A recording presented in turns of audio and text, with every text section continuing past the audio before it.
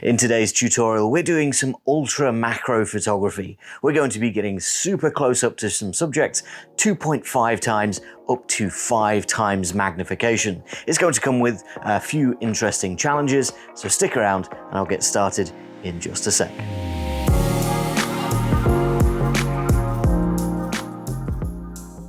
Hi guys, I'm Ben from Adaptalux and welcome back to another macro photography tutorial where today we're playing around with a lot of magnification. We're going to be getting up to 5 times magnification using this new lens. This is the 25mm f2.8 ultra macro lens from Laowa. Laowa has kindly sent over this lens for us to try out, and although we don't really do reviews on this channel, I'm going to be putting it through its paces and trying it out with a bunch of different subjects to see what it can do. I want to know whether this is going to be part of my kit going forward, so I'm going to be experimenting with a nice variety of subjects.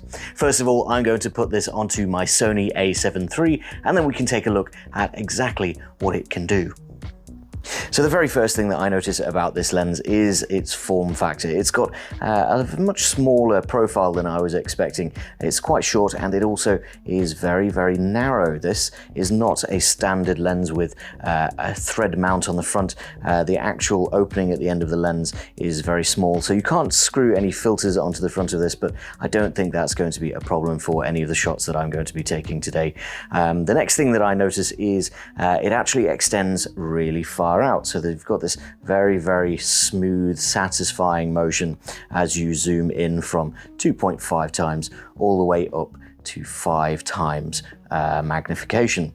So you can see that we've added quite a lot of length to the end of this lens. So I'm going to be really interested in seeing what kind of working distance we're getting with these two different zoom levels.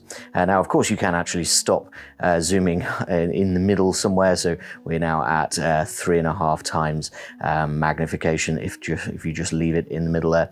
But that is a very, very satisfying movement there. It's a really nice build quality to this lens. It's also a manual lens, so we're going to be focusing by moving the lens forward and back or changing our magnification there. And we also have a nice manual aperture ring at the front here, which again has a very satisfying click. That goes up to f16 and all the way down to f2.8. So we're going to be able to get quite a lot of light in here, but we can also stop it down if we want to remove a little bit of light. Now, enough talking, let's take a look at our first subject through this lens. Now I want to put this lens through its paces, so I want a variety of interesting macro subjects, and that's where my subject box is going to come in. I've talked about my subject box before, but basically anything that I find that might be interesting in macro but I don't have a particular project for ends up in this box, and that means I can go to the box to pick out some interesting subjects whenever I find the need for a little bit of variety or something new. So I can straight away see that we've got some interesting things in here that I want to take a look at in ultra macro, including a nice pine cone and a shell. We've got some bark, some coins, some pocket watches, all really interesting stuff that I think is going to look really cool, especially in that 5 times zoom. Now I'm going to try and give you guys an idea of scale for the magnification that we're at, but that might be really difficult because 5 times is really hard to imagine. My Sony a7 III is a full frame camera, so it's not going to be quite as close as if you had a crop sensor on your camera, but we should still be getting a massive magnification on our photos. So the first thing that I'm going to do is maybe pop down one of these coins and show you a really close-up shot of some of the detail that you could expect if you're getting really close up to something a little bit shiny, metallic, and with a lot of engraved detail.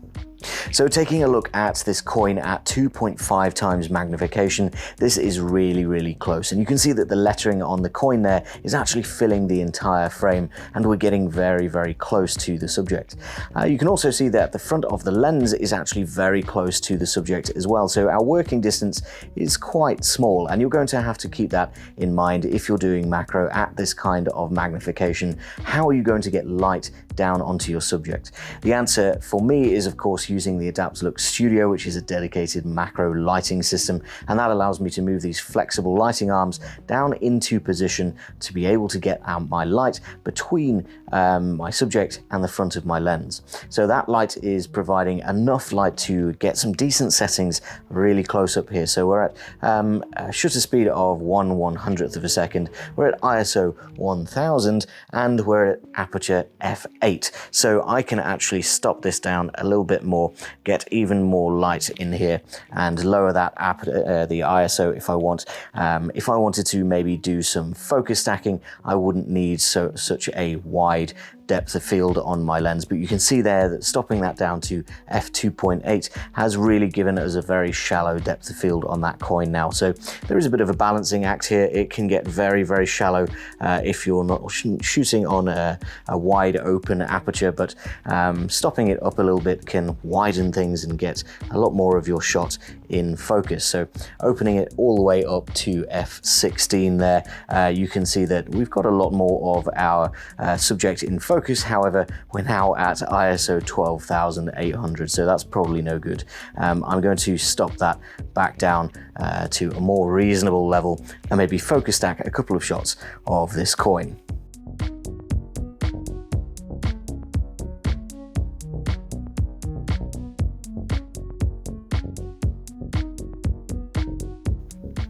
So next up, let's take a look at that same shot at 5 times magnification. We're still looking at that lettering on the coin, but it's of course much, much bigger. We're much closer.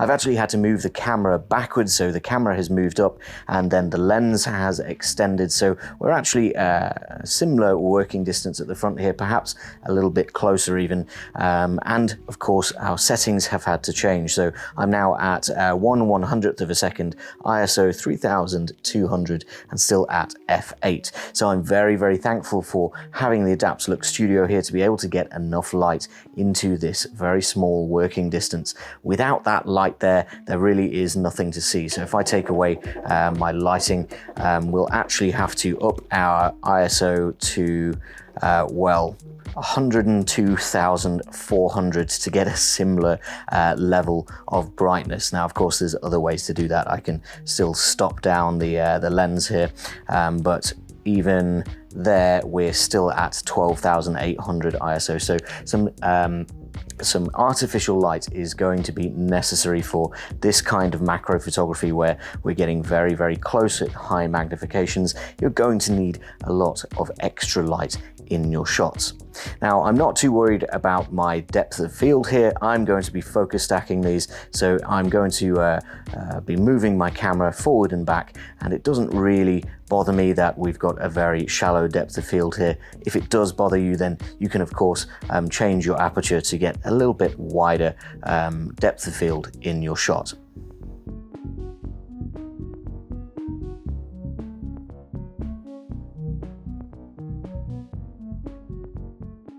That depth of field is much more apparent when we're looking at a more natural subject. So this is a pine cone. I'm still at f2.8 here, and you can see that not very much of that pine cone is in focus at all, to the point where it's kind of hard to tell what we're looking at. So I'm going to just open up my aperture a little bit here and compensate using my ISO.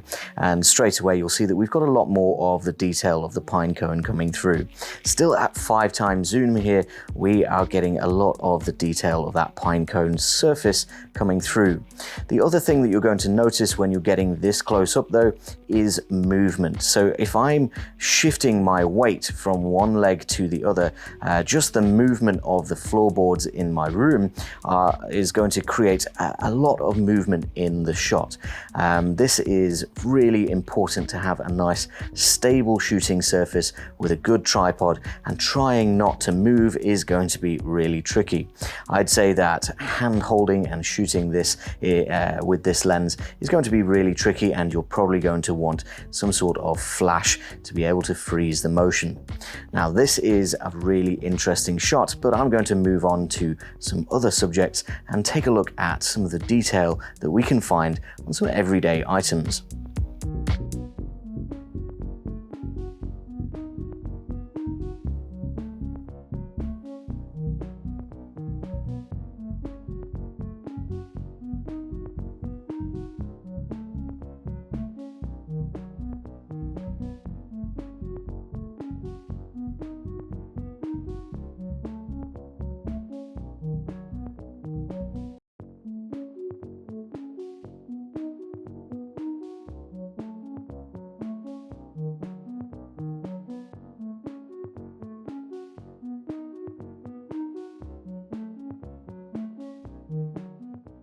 As I mentioned, shooting on a tripod is ideal for this lens because it gets so close.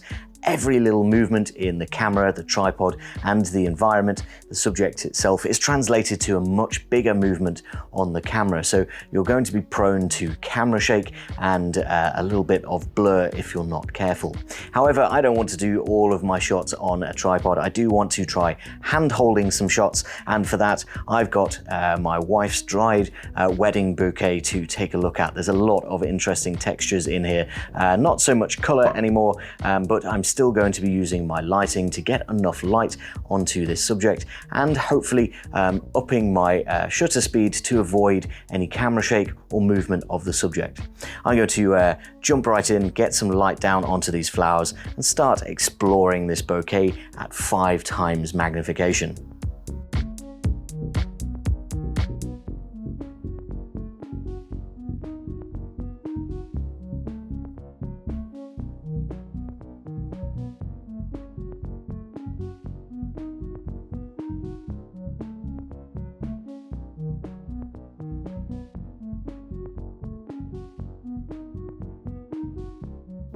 So I'm not going to say that hand holding this lens at 5 times magnification is easy. It's certainly not. Every single movement that you make is translated into a huge movement in your composition. So trying to find your composition in the first place and find your focus and keep it exactly where you want it is a bit of a tricky experience. It's also very tricky to get light into your shot, as we've been talking about, but getting my lights set up before I start exploring with my lens is the solution to that. If you're out and about, I would expect you to be shooting in direct sunlight most of the time to be able to get enough light onto your subject that you're going to get some decent settings. Hand holding, I did manage to push my settings up to 1/400th of a second, but that took me to ISO 8000, so we're really on the verge of being a usable shot there, and that is with 2 lighting arms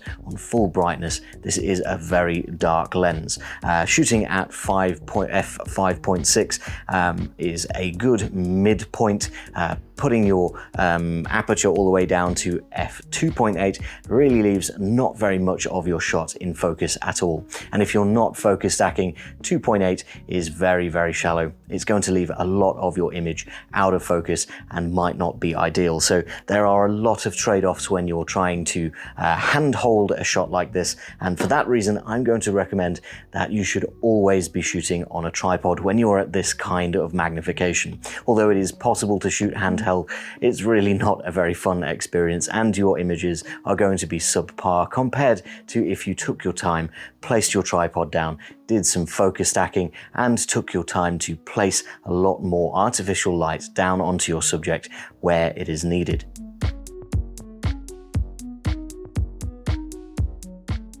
What are my initial thoughts on the 25mm f2.8 ultra macro lens from Laowa? Am I going to be using it in my shots going forward? Well, the answer is unequivocally yes.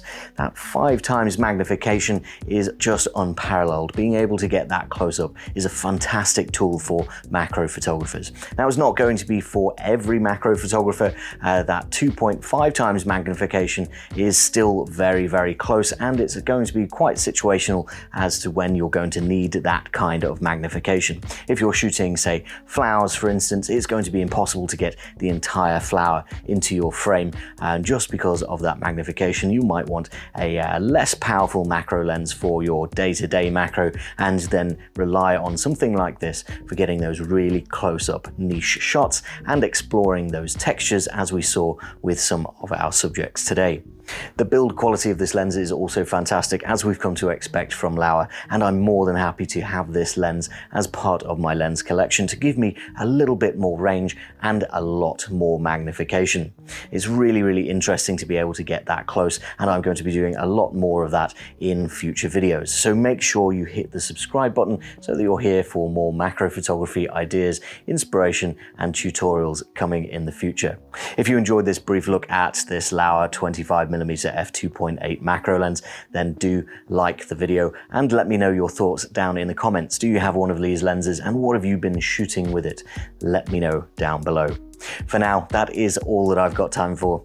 Thank you very much for watching, and I'll see you next time.